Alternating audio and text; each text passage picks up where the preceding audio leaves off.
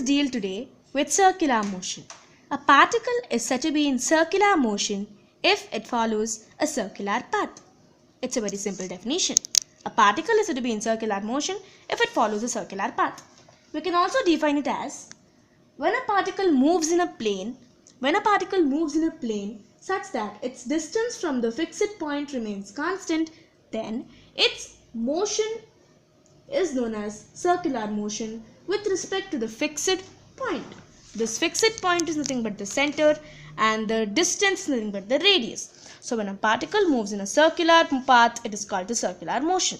The direction of velocity of particle is always along the tangent of the circle and hence it changes continuously. But the speed, that is nothing but the magnitude of velocity of the particle, may or may not change during the motion.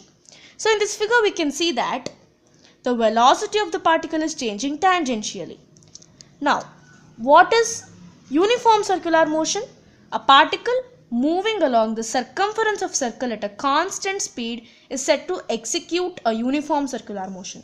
Whenever a particle is moving along the circumference of the circle at a constant speed and in this path of circular path, it's called the uniform circular motion. Next, what is the centripetal force? A centripetal force is a force which is required. The centripetal force is a force which is required to move a body along the circular path with uniform speed. It always acts along the radius and towards the center. So here we can see whenever a body of mass m tries to move in a tangential direction, that is the force which is the center pulling force or the centripetal force or the center seeking force which pulls that object and keeps it in the circular motion. From Greek, the centripetal means the center seeking. How to obtain an expression for the centripetal force? Whenever a body is moving with a uniform circular motion, its velocity changes continuously due to the change in the direction of motion.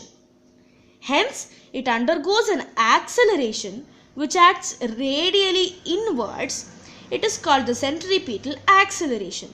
It is given by A is equal to V square by R, which is equal to R omega square. As we know V is equal to R omega, we put it here. Now here V and omega are the linear and the angular speeds of the body and R is the radius of the circular path. According to Newton's second law, F is equal to m into A, right? Mass into centripetal acceleration in this case. So F is equal to